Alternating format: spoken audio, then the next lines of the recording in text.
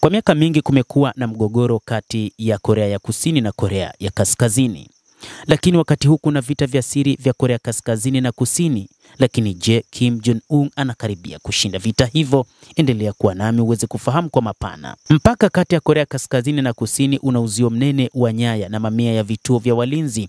Jambo jingine la ajabu katika mpaka huo ni uwepo wa spika kubwa za sauti. Shirika la habari la BBC kupitia tovuti yake ya BBC Swahili imeandika makala ambayo imeelezea namna ambavyo vita vya siri vya Korea Kaskazini na Kusini na namna ambavyo Kim Jong-un anakaribia kushinda vita hivyo ama la. Korea Kaskazini na Kusini bado zipo katika mvutano, ingawa imepita miaka mingi tangu pande hizo zirushiane makombora.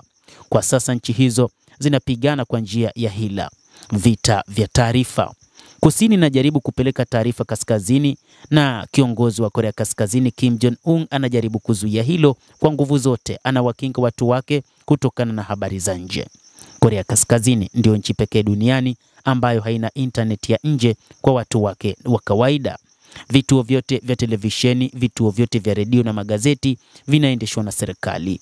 Sababu ya udhibiti huu ni kwamba mengi wanaowaambia watu ni kwa maslahi ya taifa lao. Hata hivyo, wataalamu wa masuala ya mambo wanadai kwamba ni uongo mkubwa unaoenezwa na serikali juu ya namna ambavyo wanaendesha serikali yao. Kufichua kile ambacho watu wanasema kwamba labda ni uongo wa viongozi wa Korea Kaskazini ambao unafichuliwa kwa watu wao kunaweza kuiporomosha serikali, ndio mawazo ya watu wa Korea Kusini. Vipaza sauti ni chombo kimoja kinachotumiwa na serikali ya Korea Kusini, lakini nyuma ya pazia harakati za kisiasa za chini chini zimeshamiri.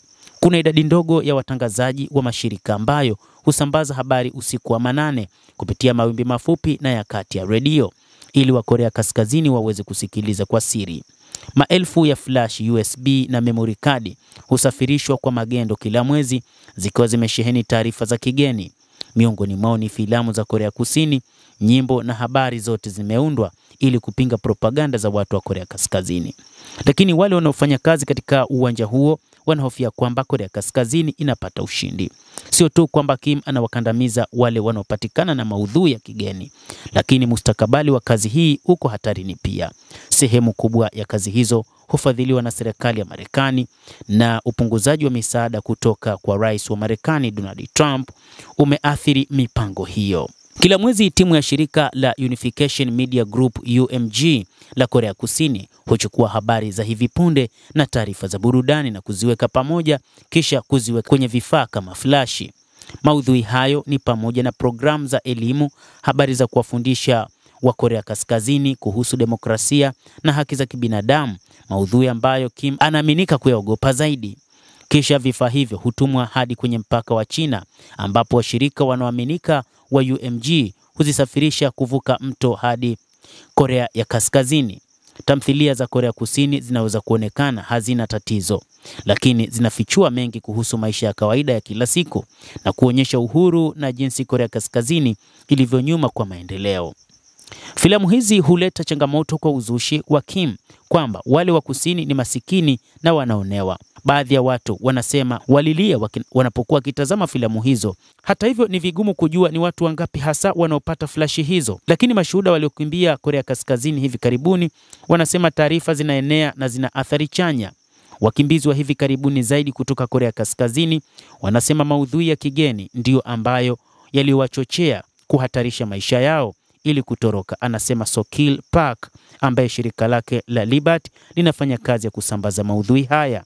Hakuna upinzani wa kisiasa au wapinzani wanaojulikana nchini Korea Kaskazini na kukusanyika kwa maandamano ni hatari sana. Lakini Park anatumai baadhi yao watahamasishika kutekeleza vitendo vya upinzani. Hivi karibuni Kim alipiga marufuku tabia zinazohusishwa na kutazama tamthilia za Kusini. Mnamo mwaka 2023 alifanya kuwa ni kosa kwa kutumia misemo ya Kikorea Kusini au kuzungumzia kwa lafudhi ya Kikorea Kusini.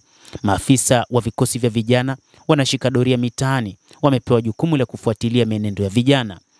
Hata hivyo inaelezwa kwamba kikosi hicho kinawanyang'anya simu na kusoma jumbe zote ambazo zitakutwa katika simu hiyo.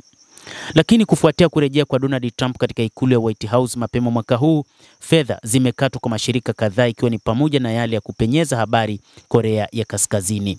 Pia alisitisha fedha kwa vyombo viwili vya habari vinavyofadhiliwa na serikali, Radio Free Asia na Sauti ya Amerika VOA, ambavyo hupeperusha matangazo usiku kwenda Korea Kaskazini. Hata hivyo, inaelezwa kwamba UMG bado inasubiri kujua kama ufadhili wao utakatwa moja kwa moja ama la, na hivyo kuonekana kwamba kazi imewashinda kutokana na kwamba hakuna fedha za kuweza kuendesha kazi hiyo.